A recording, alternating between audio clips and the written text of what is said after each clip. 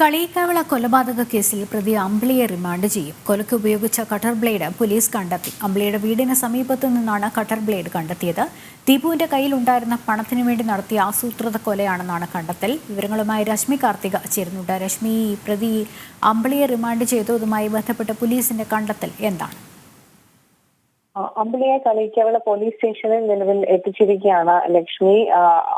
ഉടൻ മജിസ്ട്രേറ്റിന്റെ വീട്ടിലെത്തിച്ച് റിമാൻഡ് ചെയ്യുമെന്നുള്ളതാണ് നമുക്ക് അറിയാൻ കഴിയുന്ന ഒരു വിവരം.